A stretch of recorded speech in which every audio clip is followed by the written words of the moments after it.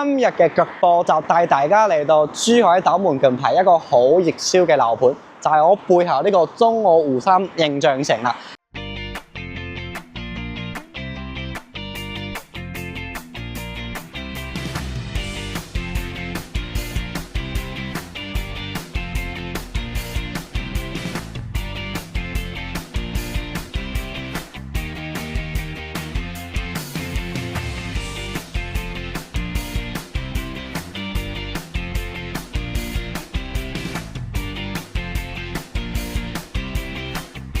10分鐘嘅車程內，你就已經係有晒商業啦，或者醫療啦，或者啲公園啦，就全部可以滿足晒嘅啦。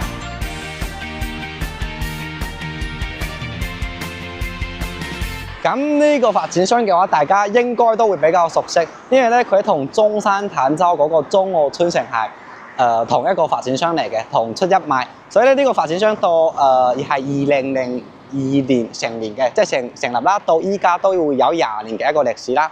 所以咧實力都會比較雄厚，大家可以放心。再加嘅一點就係乜嘢咧？佢依家其實已經係屬於準現樓嘅啦，即係我哋可以睇到啲衛立面啦，已經全部係建好晒，咁發展商先賣嘅，係啦。所以佢依家就整緊啲內部嘅啲裝修啦，係。咁呢個樓盤咧，除咗喺珠海呢度，即係本地，即係可能喺斗門呢度住嘅啲本地居民會買啦，仲有就係港澳朋友會買啦，再加有一類就係近排，因為台灣朋友嗰邊政策放開咗之後咧，所以咧近排呢個盤就多咗好多台灣朋友即係翻嚟呢度到時退休啦，或者投資啊，就會過嚟選擇嚟睇呢個樓盤啦。咁阿明就總結咗幾點，咁點解呢個樓盤近排會賣得咁好嘅？第一點咧就係、首先咧，因為就係地點啦。我哋買樓一定係睇地點啦。你冇可能如果係一個位置雖然係好平啊，但係咧可能周邊配套就乜都冇，咁都未必話係方便嘅嘛。咁呢個位置湖心路可以講係整個斗門嘅中心點之一。咁多即係好多香港朋友翻嚟呢度退休，會選擇呢度嘅一個原因就係佢係斗門嘅第一點，因為我哋再後邊嘅話，仲會有嗰啲叫白蕉新城啦，或者井岸啦，但係嗰啲嘅話就相當於係斗門再入啲嘅位置啦。我阿明再帶大家睇一睇大啲嘅105方。好啦，咁啱先就帶大家睇完76平方嘅到時交樓標準啦，同埋發展商送嘅啲家私家電。咁依家帶大家睇翻大少少嘅3房2個廁所105方入嚟，係啦。咁如果係交樓標準嘅話，我哋就參考翻啱先76啦。咁呢一間嘅話，我哋就主要睇翻佢個位置啦，同埋個格局啦。咁我哋鏡頭可以向入邊咁樣慢慢入嚟。咁首先咧，鏡頭左手邊呢度嘅話就會有一個飄窗位。咁飄窗位呢度直接睇出嚟嘅話，就係佢一個園林嘅中軸位置啦，即係佢個水景位置。咁呢個位置嘅話，到時因為佢係櫃嘅話，就係我哋嘅鏡頭嘅右手邊咁樣啦。所以咧，到時如果大家換鞋嘅話，就可以坐喺呢度咁樣換鞋，咁直接出門，即係一個曬嘅嗰個貼心位啦。咁入嚟嘅話，佢就係南北對流嘅一個設計啦。咁我哋可以先睇翻佢一個廚房位置。咁廚房嘅話，佢就係一個腰字形嘅一個佈局啦。咁佢冰箱就用咗嵌入式嘅冰箱個設計。咁其實我哋可以睇一睇個位置都幾深嘅。咁冰箱到時都係一個交標嚟嘅，只不過個牌子我哋就打個問號先，就未必係呢個牌子啦。咁同樣嘅，佢呢個廚房嘅一個好處就係佢唔係嗰啲硬嘅嗰啲廚房啊，即係我哋可以鏡頭咁樣轉。因為我哋依家如果係賣嘅呢度係屬於2單元啦，所以咧如果係有嘅樓層都可以揀翻即係樓上啦或者樓下啦咁樣。所以咧佢呢度係要有陽光咁樣係照射入嚟，係咁呢度係就係食飯嘅地方。咁食飯嘅話，其實佢餐台咁樣擺嘅話，呢邊其實都會有少少位置可以整翻嗰啲矮啲嘅餐邊櫃啦。不過要矮啲就唔可以過，因為佢呢度就擺咗一個對講機嘅，即係譬如你如果係有時候朋友過嚟啊，咁就可能喺樓下啦，可能喺停車場咁，你咪幫佢撳一撳，咁佢就可以上到嚟啦。咁如果呢度整嘅話，就擺一個矮啲嘅，即係冇太高。咁過到嚟就係佢一個依家比較時興嘅大橫廳設計啦。但係咧，其實我相信睇到呢度，大家如果係經常睇片嘅都會知，其實佢發展商係呢度本身係一間房嚟嘅，即係呢度有個柱嘛。佢本身係呢個係一間房，然之後佢就 book 咗一間房，咁樣 book 咗一間房，所以咧就變成一個大橫廳。但係咧到時交樓嘅時候，呢度係會有間房嘅。即係呢個設計，大家可以睇下會唔會真係有需要咁做啦。但係好老實，如果係 book 咗之後咧，個感官真係會好多。即係我行開，你可以以第一身嘅視覺，真係可以睇一睇佢嗰個有啲大平層嘅感覺啦。再加有一點就係乜嘢咧？再加有一點就係佢個到時呢度會有個陽台啦。咁陽台嘅話，同樣呢度佢都係一齊通鋪咗推出嚟。如果唔係嘅話，呢度到時都會有個推拉門咁樣啦，所以咧，如果係整體即係 book 咗嗰扇窗，book 咗嗰間房間，然之後推出嚟嘅話，整個真係有嗰啲大平層嘅感覺啦。然後咧，佢呢個陽台嘅位置咧就真係好長，真係好長。但係咧，佢對比76嘅話，佢就冇啱先個76個咁闊，但係咧爭嘅都唔多，但係咧佢就長咗好多嘅。係咁，我哋就睇翻佢嗰個沿南嘅位置啦，係啦，咁俾大家睇一睇佢個朝向佢呢度就係西北向，但係咧如果係矮樓層嘅話，我哋就主要睇翻佢一個沿南景。但係咧，如果你係高啲嘅話，咁就真係睇翻斗門嘅夜晚城市景啦。咁呢個位置就係我哋啱先到時嗰個小區嘅主要出入口嘛。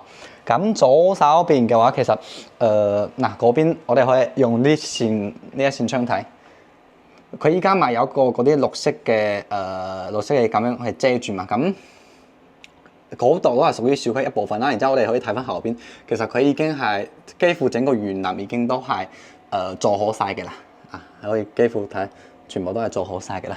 係 OK， 咁我哋鏡頭我哋行入嚟睇一睇佢個有一個就係呢個樓盤仲有一個特色就係華為嘅鴻蒙嗰個系統嘛。咁我哋依家可以示範俾大家睇一睇。小易管家，小易管家，然後我們打開我們關閉窗簾，洗啊，小易管家。關閉窗簾，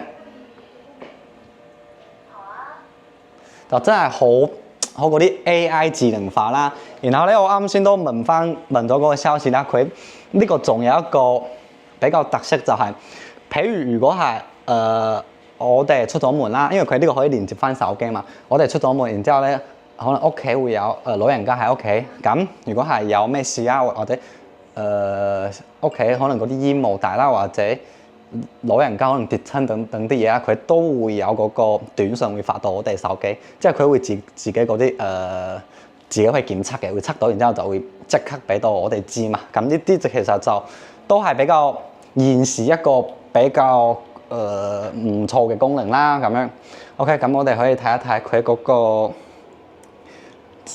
廁所客廁，去睇一睇空間。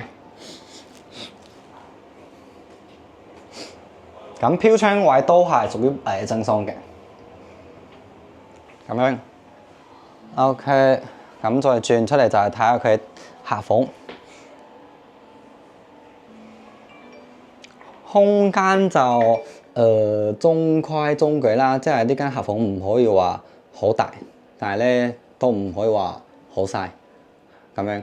所以咧其實呢個係105方，但係咧佢 book 咗呢間房之後咧，所以咧其實如果係 book 咗嘅咁就算2房，咁就睇下大家有冇呢個需要啦。如果係覺得屋企平時住嘅人多嘅話，其實我哋都未必話要 book 嘅。咁嚟到最後就係套房。咁呢個套房佢就真係大嘅，我個人覺得大嘅，因為我哋一入嚟咧，佢其實就會有個空間嘅位置。咁呢個位置你可以擺梳妝台啦，或者衣櫃啦。但係衣櫃其實我哋都未必要擺到，因為衣櫃嘅話其實佢就喺呢度，其實都預留咗位置俾我哋嘅咁樣。咁我哋睇一睇呢張床。咁呢張床嘅話，你咁樣睇就好似係1.8米嘅，但係咧其實大家都會知啦，好多嗰啲發展即係板間裏邊啲傢俬係有少少修改嘅，即係可能縮水啊，咁睇到啦。其實佢係長係唔夠1.8米嘅，你通常如果係1.8米嘅，應該要嚟到呢度先係正常嘅。不過唔緊要，因為最主要係乜嘢咧？佢長度唔夠，但係咧佢嘅闊度係足嘅，所以咧同樣嘅，我哋都可以做到三邊落床，係呢個係先係最緊要嘅。咁睇一睇佢最後嘅廁所，我哋鏡頭可以入去睇一睇，係啦，睇一睇佢一個空間，咁同樣嘅都係有窗啦，即係會有陽光可以照射入嚟嘅。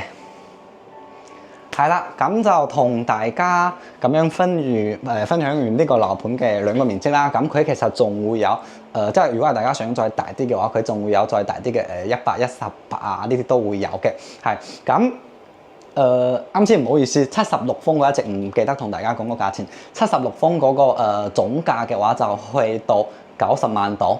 精裝，然之後送埋全屋嘅私家電，咁就5萬蚊嘅5萬蚊咁樣上車啦。咁呢間同樣嘅呢間就總價一定會貴啲啦，因為佢總面積大咗嘛。呢間總價就大概係135萬左右，然之後同樣都係可以5萬咁樣上車。係咁呢個樓盤咧，即係其實睇完咧，每一個樓盤都一定會有佢個優勢同埋缺點啦，呢個係避唔到嘅嘛。即使你嗰啲再貴嘅樓盤都會有優勢，但係呢個樓盤嘅缺點其實我相信大家覺得會好明顯。105方佢就只可以做到3房2個廁所，因為依家如果第4代住宅依家都有啦，但係咧如果係105方，如果係嗰啲實用高啲嘅話，可能已經係做到4房啦，係咪？但係呢個盤嘅實用率就因為佢係唔係嗰啲第4代嘛。所以咧，佢個實用率其實就80幾嘅，我相信應該都好多人唔敢講嘅。但係咧，佢呢個樓盤個實用率我就即係如實講啦，佢係80幾嘅。但係咧，發展商都係